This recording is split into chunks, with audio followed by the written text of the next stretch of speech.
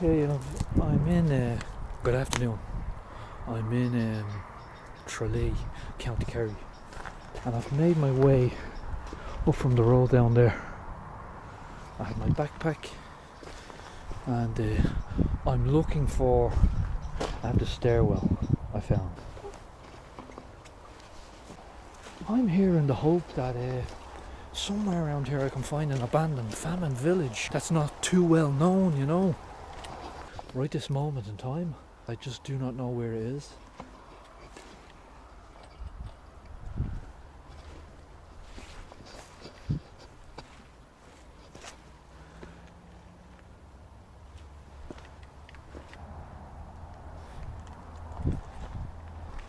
It was absolute icicles last night, and it gets dark here at 4 o'clock in the daytime, so it leaves you little time for searching and scoping around the place.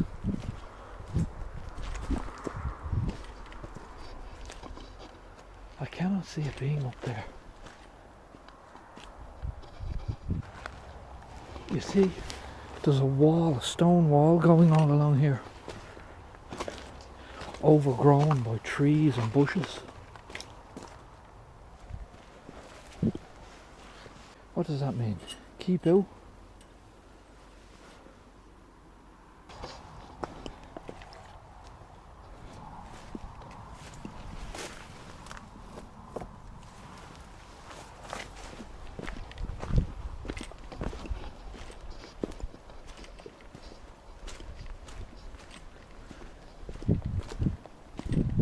Okay, check this out.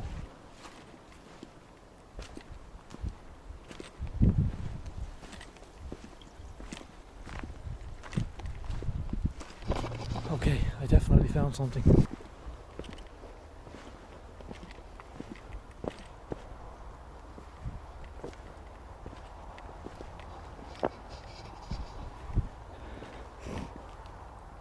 Killelton Church. This is a small stone church or oratory with an earth binding between the stones. Little survives but a narrow west doorway which would originally have been linteled. It may date from about the 10th or 11th century. Okay. The roof of the oratory is likely to have been wood, as the inner faces of its side walls do not slope inwards as would be necessary for a corbelled stone roof. Wow.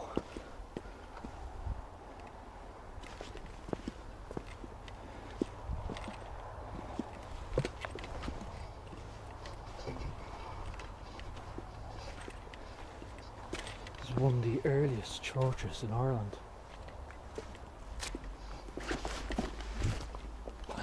The narrow doorway, look.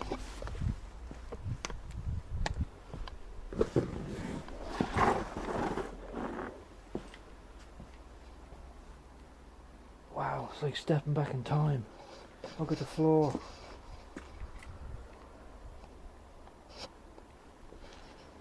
Everyone was a stonemason back in the day. Look, the way everything fits.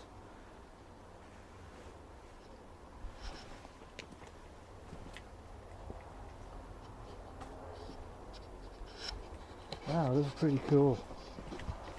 Pretty cool finding this, actually.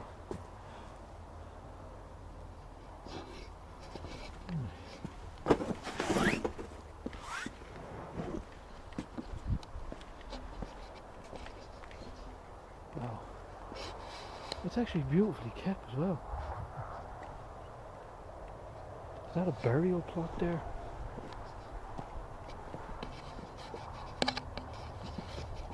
Like, there's no street or road access to this place. You have to walk through a field. You have to walk through a field down here. This is amazing. A hidden gem. There's something else up here, so. Check this out. Look at this.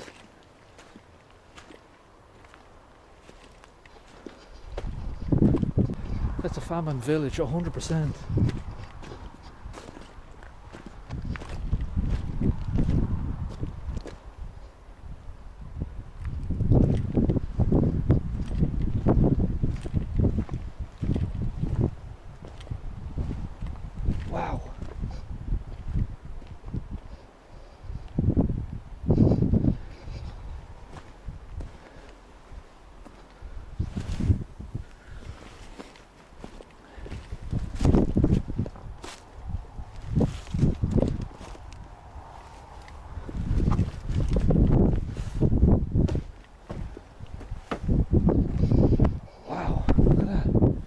this next door neighbours in here. I'm actually loving this.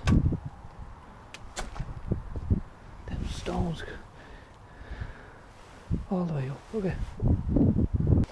I would take a guess and say that the farmer would have covered all the stones in mud with cow or sheep manure, horse manure, mixed with hay, mixed up to a sloppy consistency and slapped onto the wall.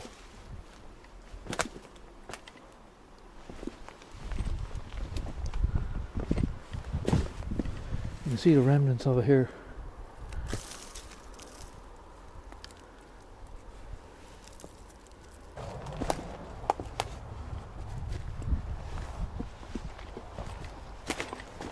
You can see the side of the house. Oh my god, I had a jump down my skin there. It was a bird heard me and then flew off. The side of the house here collapsed, you can see.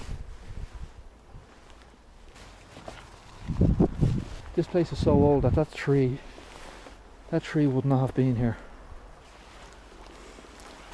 Unless you wanted a tree in the middle of your sitting room.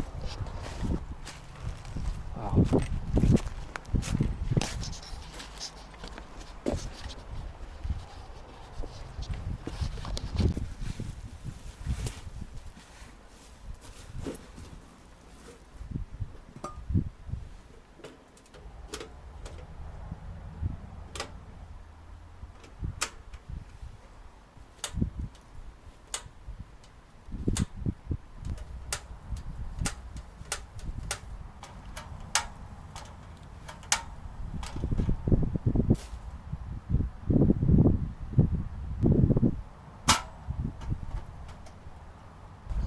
In 1840, Ireland had a population of 8.5 million people. So between 1845 and 1851, definitely 1.5 million people starved to death here in Ireland, and 2 million people emigrated.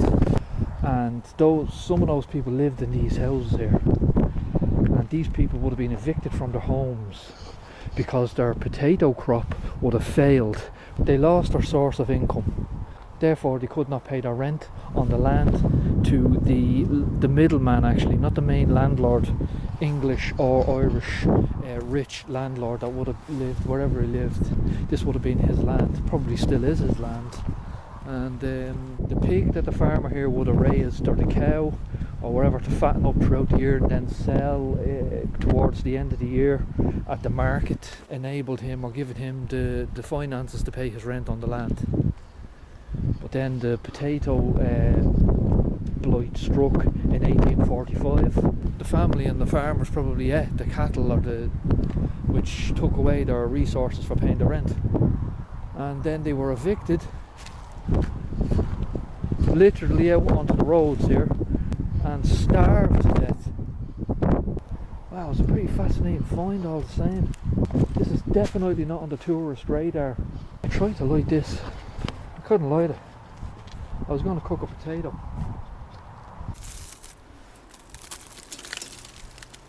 Wow. Man, imagine the day that guy was putting that in, the head above the door. Wow. Man probably starved to death.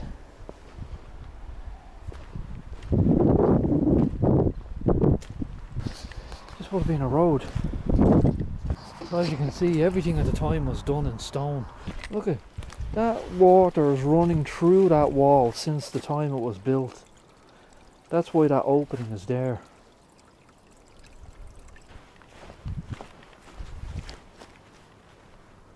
Wow.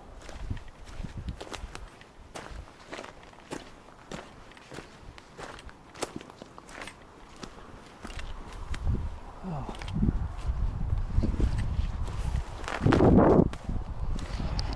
That made my day now, finding that, because it's not on the route, it's not on a tourist map.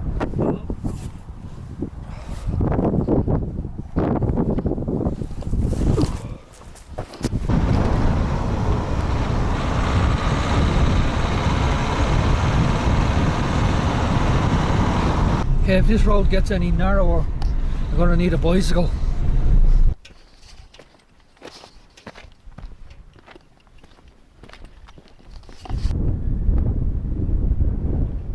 In the 1840s, 96% of Irish land was owned by English landlords. When the potato crop failed and they couldn't pay the rent, well, the landlord put them out.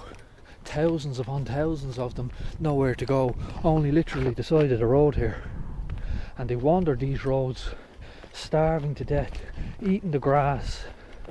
If they were near sea, they were eating the seaweed or eating the little shells, the cockle shells underneath stones on beaches. The landlord owned it all, the land,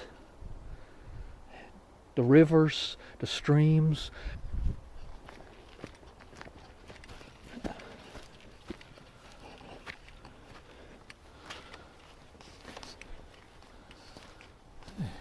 So check this out.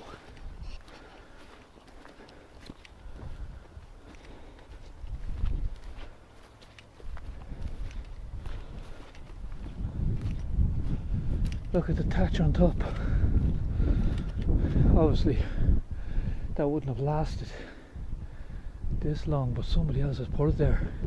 You can see the beams of timber going across and the thatch put on top. These stones definitely go back famine time. This is a famine house, and the conditions they lived in January and February's and Marches was extreme. And this house here would have been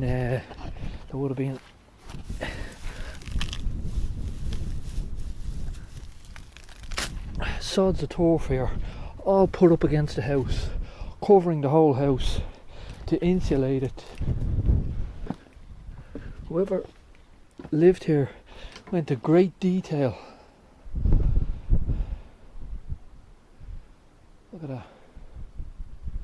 Look at how thick the walls are. Okay, to prevent the penetration of wind and rain.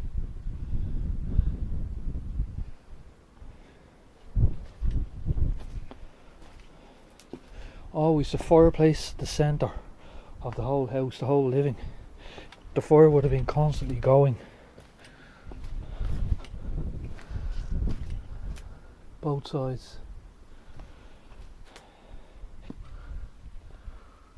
See in here. See the timbers going across. See.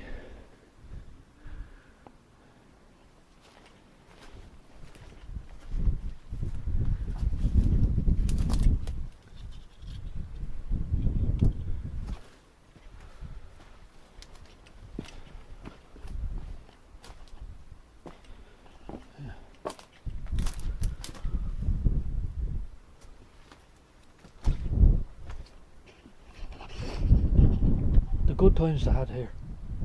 Look at the detail, the effort put into stone walls here. They don't just appear here, these stones, you have to cart them from somewhere. Okay, I'm going to leave it at that.